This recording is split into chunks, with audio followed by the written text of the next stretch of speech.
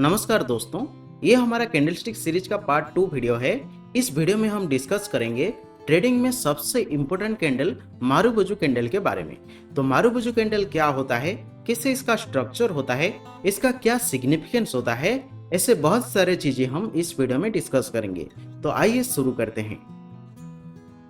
Introduction to marubozu candle. तो marubozu candle का क्या इंट्रोडक्शन है, आइए समझते हैं। इट्स ए सिंगल कैंडल, मतलब ये एक सिंगल कैंडल होता है, मतलब एक ही कैंडल होता है जो रिप्रेजेंट्स करता है strong price movement in one direction, मतलब एक ही डायरेक्शन में स्ट्रॉन्ग प्राइस मूवमेंट होने को ये दर्शाता है। जैसे ये एक ग्रीन मारुबुजु कैंडल है, ये क्या दर्शाता है, ये दर्शाता है कि नीचे से ऊपर स्ट्रॉन्ग प्राइस मूव हुआ है। उसी तरह एक रेड मारुबुजु कैंडल क्या दर्शाता है, ऊपर से नीचे स्ट्रॉन्ग प्राइस मूव हुआ है। नो विक्स और shadows on either side of the candle, मतलब इसका ऊपर और नीचे किसी भी साइड शेडो नहीं होता है। The entire length of the candle is field showing strong buying और सेलिंग प्रेशर। इसका मतलब है जो ग्रीन मारुबुजु कैंडल होता है ये स्ट्रॉन्ग बाइंग प्रेशर को दर्शाता है। ये ग्रीन मारुबुजु कैंडल क्या दर्शाता है, ये दर्शाता है कि इस कैंडल में कंप्लीटली बाइंग ही हुआ है। तो रेड मारुबुजु कैंडल क्या दर्शाता है, ये दर्शाता है स्ट्रॉन्ग सेलिंग प्रेशर, मतलब ये पूरे कैंडल में कंप्लीटली सेलिंग ही हुआ है, ये स्ट्रॉन्ग सेलिंग को ही दर्शाता है।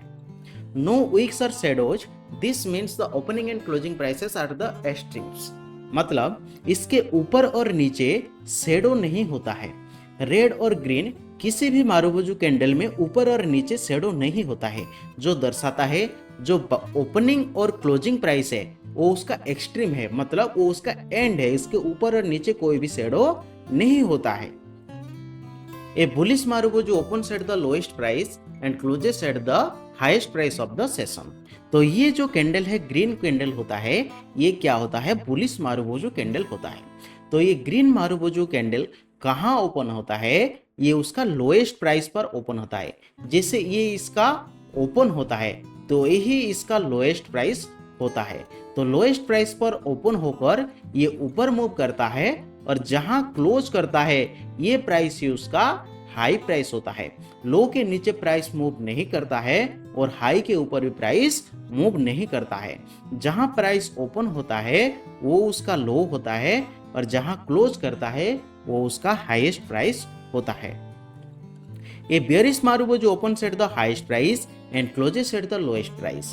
तो जो एक बेयरिश मारुबुजु कैंडल होता है ये कहां पर ओपन होता है, वो हाई प्राइस पर ओपन होता है, मतलब जहां पर ओपन होता है वो उसका हाईएस्ट प्राइस होता है, हाई प्राइस होता है।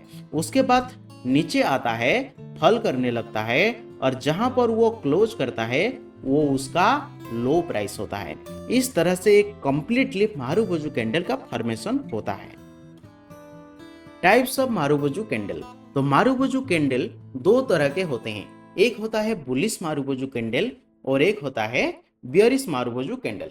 तो बुलिश मारुबुजु कैंडल एक ग्रीन कैंडल होता है, opens at the lowest point and closes at the highest point of the time period, मतलब ये जिस टाइम पीरियड का होता है, जैसे अगर ये 15 मिनट का एक कैंडल है, इसका मतलब 15 मिनट कैंडल जहां पे स्टार्ट हुआ था ये इसका ओपन है और वही प्राइस ही उसका लोएस्ट प्राइस है। उसके ऊपर प्राइस मूव करता है और जहां क्लोज होता है 15 मिनट जहां पर एंड होता है, तब जब मार्केट क्लोज करता है वही उसका हाईएस्ट प्राइस होता है। तो इस कैंडल लोएस्ट प्राइस पर ओपन होता है और हाईएस्ट प्राइस पर क्लोज करता है। Indicate strong buying pressure meaning buyers are in control. तो ये क्या इंडिकेट्स करता है, ये स्ट्रॉन्ग बाइंग प्रेशर को दर्शाता है, मतलब यहाँ पर बायर्स ने पूरे तरीके से मार्केट को कंट्रोल किए हैं। अगर ये 15 मिनट का टाइम फ्रेम है तो 15 मिनट में पूरे तरीके से कंप्लीटली बायर्स ने ही मार्केट में डोमिनेट किए हैं, बायर्स ने ही मार्केट को कंट्रोल किए हैं। Interpretation often seen as a sign that the price might continue to rise, मतलब अगर मारुबुजु कैंडल का फॉर्मेशन होता है तो ये दर्शाता है कि इसके बाद प्राइस ऊपर जाने की चांसेस हैं, ऊपर मार्केट जा सकता है। बियरिश मारुबोजू ये एक रेड कैंडल होता है। तो बियरिश मारुबोजू कैंडल एक रेड कैंडल होता है। Open at the highest point and closes at the lowest point of the time period. मतलब ये जहां पर ओपन होता है ये इसका हाई प्राइस होता है, मतलब हाईएस्ट प्राइस पर ये ओपन होता है, और कहां पर क्लोज होता है, लोएस्ट प्राइस पर ये क्लोज करता है। जहां पर क्लोज करता है वो उसका लोएस्ट प्राइस होता है। मतलब अगर ये 15 मिनट का टाइम फ्रेम है तो 15 मिनट कैंडल जहां पर ओपन होता है वो उसका हाईएस्ट प्राइस होता है, और जहां पर 15 मिनट टाइम एंड होता है और क्लोज करता है वो उसका लोएस्ट प्राइस होता है। Indicate strong selling pressure meaning sellers are in control. इसका मतलब है ये क्या दर्शाता है, स्ट्रॉन्ग सेलिंग प्रेशर को दर्शाता है। यहाँ पर सेलर्स ने सिर्फ सेलिंग ही किए हैं, कंप्लीटली मार्केट में सेलिंग ही हुआ है। कंप्लीटली सेलर्स ने मार्केट को यहाँ पर डोमिनेट किए हैं, कंप्लीटली सेलर्स ने मार्केट को कंट्रोल किए हैं। Interpretation often seen as a sign that the price might continue to fall. तो इसका मतलब है जब ये बेयरिश मारुबोजू कैंडल मार्केट में फॉर्मेशन होता है ये दर्शाता है इसके बाद भी प्राइस में फॉल होने की चांसेस है, प्राइस फॉल करने की चांसेस है, मार्केट गिरने की चांसेस है। तो देखिए हमने देखा मारुबोजू कैंडल कुछ इस तरह का होता है, लेकिन क्या हमेशा इस तरह का कैंडल मार्केट में फॉर्मेशन होता है? नहीं होता है। उसका ऊपर नीचे थोड़ा सा शेडो होता है।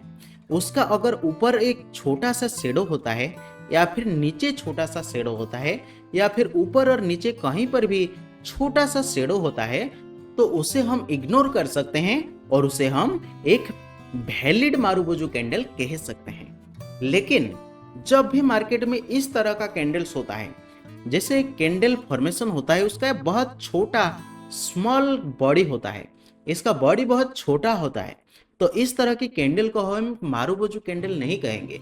मारुबोजू कैंडल कहने के लिए उसका बॉडी बहुत लंबा होना चाहिए।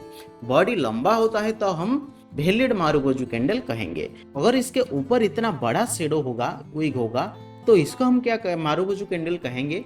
नहीं कहेंगे। उसका नीचे भी उसी तरह अगर बड़ा शेडो होता है तो इसको भी हम मारुबोजू कैंडल नहीं कहेंगे। अगर ऊपर या नीचे किसी भी साइड या फिर दोनों साइड अगर बड़ा बड़ा शेडो होता है, वीक होता है, तो उसको भी हम एक वैलिड मारुबोजू कैंडल नहीं कहेंगे। उसी तरह बेयरिश में भी सेम है। जैसे बेयरिश मारुबोजू कैंडल जहां पर ओपन होता है वो उसका हाई है और जहां पर क्लोज करता है वो उसका लो है, लेकिन हमेशा इस तरह का कैंडल्स मार्केट में देखने को नहीं मिलता है।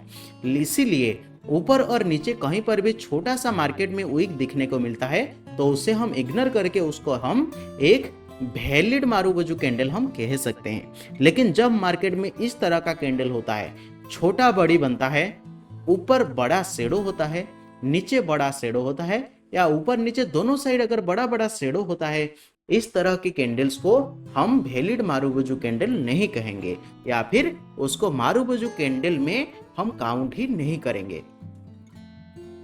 Significance of marubozu candle. तो मारुबोजू कैंडल का क्या सिग्निफिकेंस होता है? ट्रेंड कंटिन्यूएशन, मतलब जब भी मार्केट में मारुबोजू कैंडल का फॉर्मेशन होता है वो दर्शाता है कि मार्केट जिस ट्रेंड में जा रहा है वो ट्रेंड आगे भी कंटिन्यू हो सकता है। ये marubozu within an existing trend, मतलब जिस ट्रेंड में मार्केट मूव कर रहा है वो दर्शाता है कि वो ट्रेंड आगे भी कंटिन्यू हो सकता है। जैसे इस चार्ट में देखिए, यहाँ पर पहले मार्केट अप ट्रेंड में ऊपर मूव किया है, उसके बाद एक ग्रीन मारुबोजू कैंडल का फॉर्मेशन होता है, तो ये क्या दर्शाता है? इसके बाद भी प्राइस ऊपर मूव करेगा या फिर मार्केट अप ट्रेंड कंटिन्यू करेगा। ये भी एक मारुबोजू कैंडल है लेकिन ये छोटा कैंडल है। उसके बाद ये देखिए, ये एक बहुत बढ़िया मारुबोजू कैंडल है जो दर्शाता है इसके बाद भी मार्केट में और भी प्राइस ऊपर मूव होने की चांसेस हैं। ठीक उसी तरह से जब मार्केट डाउन ट्रेंड में मूव कर रहा होता है और उसके बाद एक मारुबोजू कैंडल का फॉर्मेशन होता है तो ये क्या दर्शाता है? उसके बाद और भी मार्केट नीचे आने की चांसेस हैं। ये भी मारुबोजू कैंडल है, ये भी मारुबोजू कैंडल है और यहाँ पर भी मारुबोजू कैंडल है। तो ये क्या दर्शाता है? ये दर्शाता है कि मार्केट जिस ट्रेंड में जा रहा है, जैसे ये डाउन ट्रेंड में जा रहा है तो मारुबोजू कैंडल बनने पर मार्केट और भी नीचे जाने की चांसेस है। जैसे मार्केट अप ट्रेंड में मूव कर रहा है तो मारुबुजु कैंडल बनने पर मार्केट और भी ऊपर जाने की चांसेस है। उसके बाद मार्केट में ये ट्रेंड रिवर्सल को दर्शाता है। जैसे ये अगर कोई सपोर्ट और रेजिस्टेंस लेवल पर दिख जाता है तो ये क्या दर्शाता है कि जो करंट ट्रेंड है मार्केट का वो खत्म हो चुका है, वो एंड हो चुका है और उसके बाद एक नया ट्रेंड शुरू होने वाला है। जैसे इस चार्ट में देखिए, मार्केट यहाँ पहले नीचे आया, जब नीचे आया मार्केट इस लेवल पर सपोर्ट लेकर ऊपर गया, तो ये मार्केट में क्या है, एक सपोर्ट लेवल है। जब भी प्राइस सेकेंड टाइम इस सपोर्ट लेवल पर आता है, यहाँ पर देख सकते हैं ये एक बुलिश मारुबुजु कैंडल का फॉर्मेशन होता है। तो ये बुलिश मारुबुजु कैंडल बनने पर मार्केट में क्या होता है, मार्केट का डायरेक्शन चेंज हो जाता है। जैसे पहले मार्केट नीचे डाउन ट्रेंड में मूव किया है, उसके बाद ये एक ग्रीन मारुबुजु कैंडल का फॉर्मेशन हुआ है, बुलिश मारुबुजु कैंडल का फॉर्मेशन हुआ है। जिस हिसाब से सपोर्ट लेवल पर इस तरह का कैंडल का फॉर्मेशन होने पर ये क्या दर्शाता है, ये दर्शाता है कि यहाँ से जो करंट ट्रेंड है, जो डाउन ट्रेंड है मार्केट का, वो खत्म हो चुका है और उसके बाद मार्केट में एक नया ट्रेंड शुरू होने वाला है। नया ट्रेंड मतलब डाउन ट्रेंड में मार्केट आ रहा है, उसके बाद अप ट्रेंड शुरू होने वाला है। उसी तरह इस चार्ट में देखिए, पहले मार्केट ऊपर मूव किया है, ऊपर मूव करने के बाद इस एरिया पर क्या करता है, एक रेजिस्टेंस का फॉर्मेशन करता है। जब भी प्राइस उसी एरिया पर आता है, रेजिस्टेंस एरिया पर पहले क्या होता है, एक बेयरिश मारुबुजु कैंडल का फॉर्मेशन होता है। बेयरिश मारुबुजु कैंडल का फॉर्मेशन होना क्या दर्शाता है कि जो मार्केट में अप ट्रेंड चल रहा था वो अप ट्रेंड का द एंड होने वाला है, वो अप ट्रेंड खत्म होने वाला है। उसके बाद एक नया ट्रेंड का शुरू होने वाला है। यहाँ पर देखिए, यहाँ पर भी ये एक मारुबुजु कैंडल का फॉर्मेशन हुआ और थोड़ा सा प्राइस में करेक्शन हुआ। जब भी मार्केट उसी रेजिस्टेंस एरिया पर गया, यहाँ पर रेजिस्टेंस का फॉर्मेशन होता है पहले, और जब सेकेंड टाइम प्राइस उसी रेजिस्टेंस एरिया पर जाता है, एक रेड मारुबुजु कैंडल का फॉर्मेशन होता है। उसके बाद ट्रेंड में चेंज होता है और मार्केट नीचे फॉल करने लगता है। इस तरह से मार्केट में बुलिश और मारुबुजु कैंडल ट्रेंड रिवर्सल का संकेत देते हैं। इसीलिए किसी भी सपोर्ट या रेजिस्टेंस एरिया पर हमें इस तरह का कैंडल दिखना चाहिए।